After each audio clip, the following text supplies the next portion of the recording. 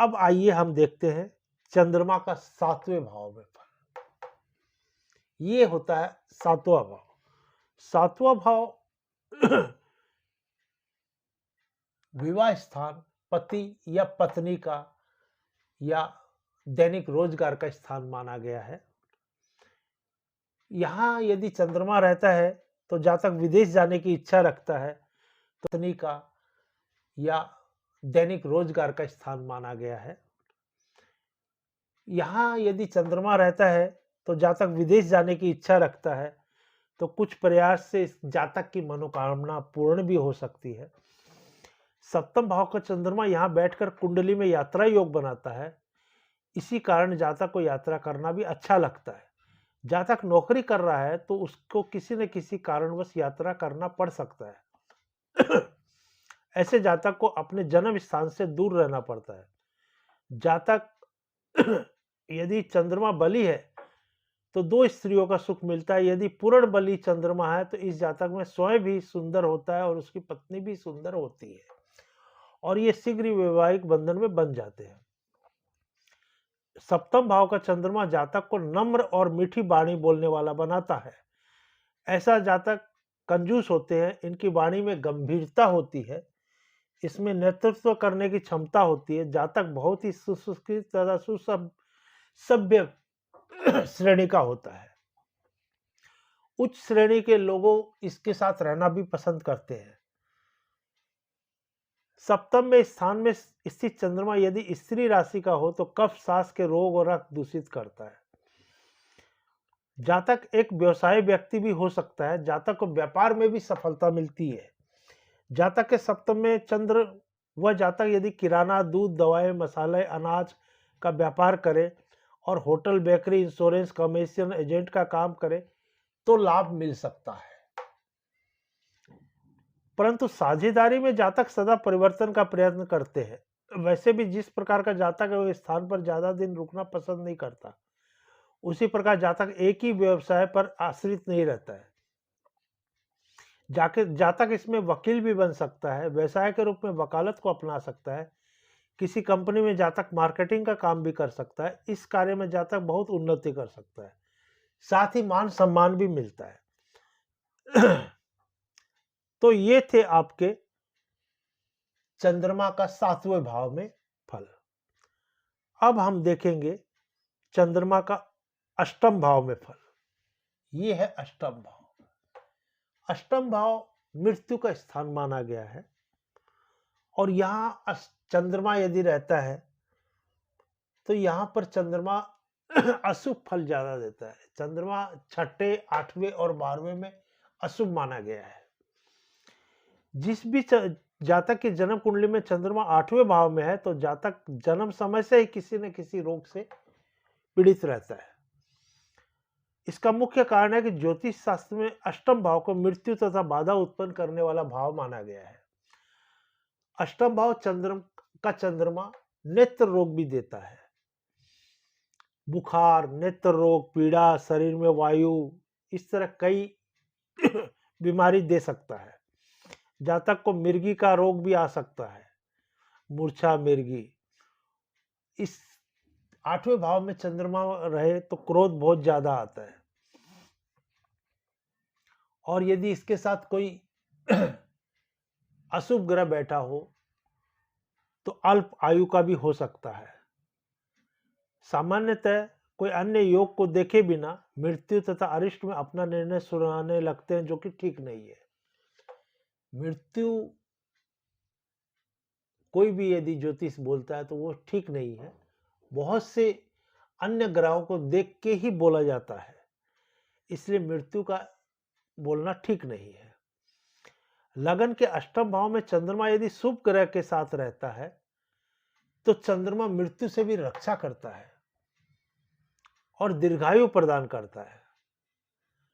अष्टम चंद्रमा न केवल मृत्यु, दीर्घायु भी प्रदान करता है। अष्टम में करक, वृश्चिक और मीन का चंद्रमा हो तो मनुष्य योग अभ्यास का करने वाला, उपासक तथा वेद आध्यात्म में रुचि रखने वाला होता है। जातक को विशाल वाहन का भी सुख प्राप्त होता है। चंद्रमा यदि यहाँ अपने उच्च राशि में है तो दीर्घायु होता है, लंबी उम्र होती है। ऐसे जातक को नदी, तालाब, कुआं से बच के रहना चाहिए। तो ये था आपका चंद्रमा का अष्टम भाव में फल। अब आइए हम देखते हैं चंद्रमा का नवम भाव। नवम भाव को हम भाग्य स्थान भी बोलते हैं। नवम भाव में चंद्रमा यदि है तो जातक भाग्य निर्माता, लोकप्रिय, धार्मिक, विद्वान और भाग्यशाली, साहसी बहुत कुछ होता है। जातक में कुछ विशेष कार्य करने की भी क्षमता होती है, अतः जातक अपनी क्षमता को अवश्य पहचाने। दान पुण्य जैसे कार्य के प्रति इसकी पूरी आस्था रहती है। दान करने वाला धार्मिक होता है। कुछ हद तक जातक थोड़ा जिद्दी स्वभाव का भी हो सकता है। जातक सदा न्याय का पक्ष लेता है और कर्मठ व्यक्ति होता है। आयु के 22 वर्ष के बाद से ही जातक की भाग्य उन्नति आरंभ हो जाती है यदि चंद्रमा नवम स्थान में हो। जातक जहां भी कार्य करेगा देर सवेर सफलता प्राप्ति कर लेता है। जातक केवल मात्र लोगों के द्वारा ही सम्मानित नहीं होगा, बल्कि सरकार से जुड़ा कोई सामान्य व्यक्ति भी जातक को सम्मानित कर सकता है। जातक अपने माता पिता से बहुत लगाव रखता है। जातक की संतान भी बहुत लायक रहती है, बहुत अच्छी होती है। और जातक की बहुत इज्जत करती है। जातक अपने जीवन में कई बार विदेश यात्राएं भी करता है। अस्पताल एवं जलाशयों के माध्यम से समाज की मदद भी करता है। जातक अपने जीवन काल में पर बहुत धन अर्जित करता है।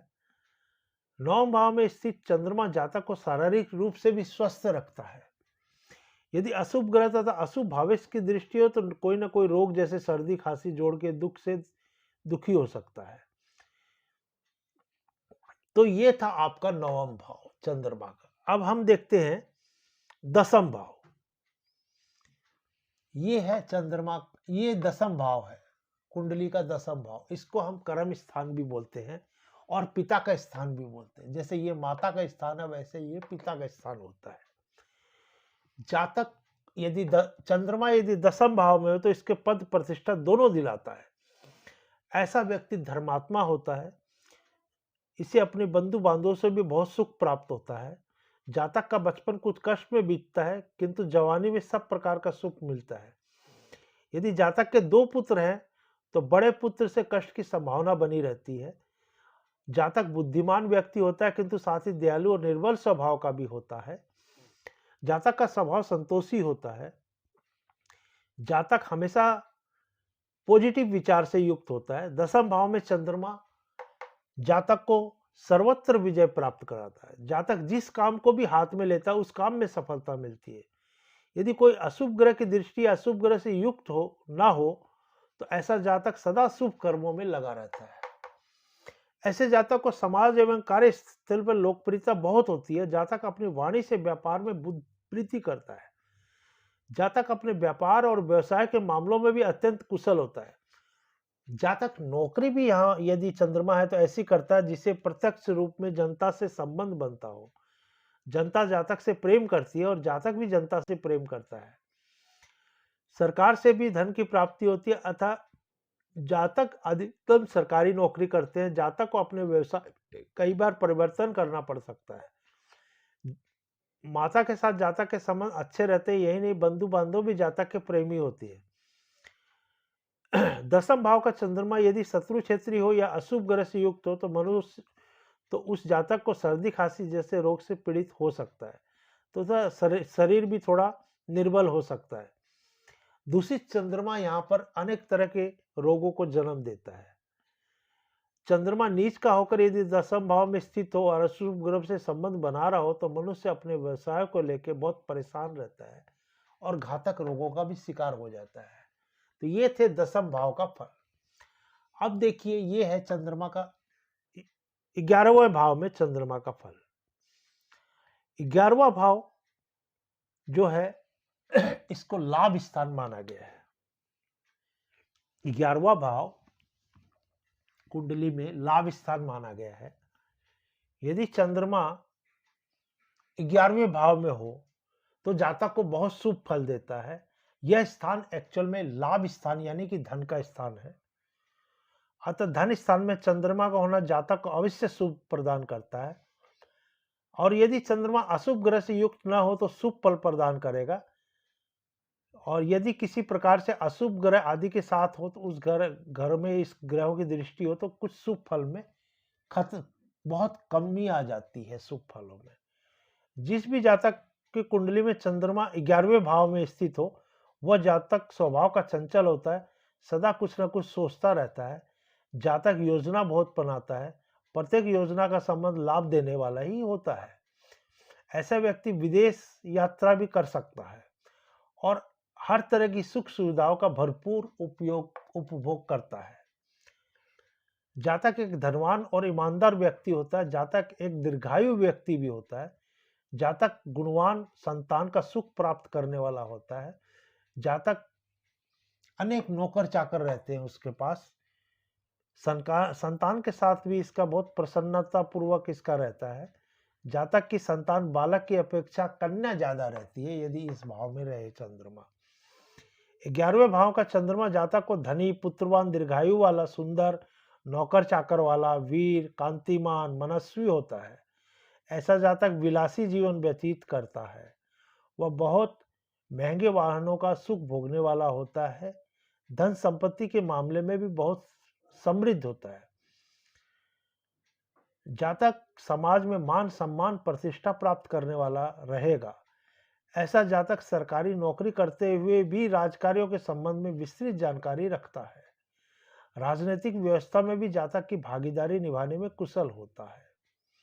साथ ही सरकार की ओर से सम्मान, पद, प्रतिष्ठा की भी प्राप्ति होती है। ये जातक एक विशेष सलाहकार भी हो सकता है।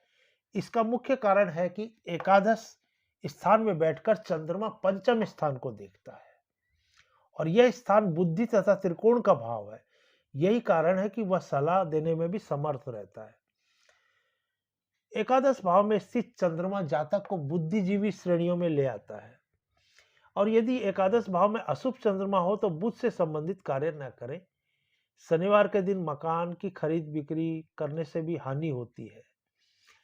ऐसे जातक दूध का दान या मंदिर में दूध में चढ़ावे धन धान्य की वृद्धि होती है। तो ये था 11वें भाव का चंद्रमा। अब आइए कुंडली के 12वां और अंतिम भाव में यदि चंद्रमा हो तो कैसा होता है।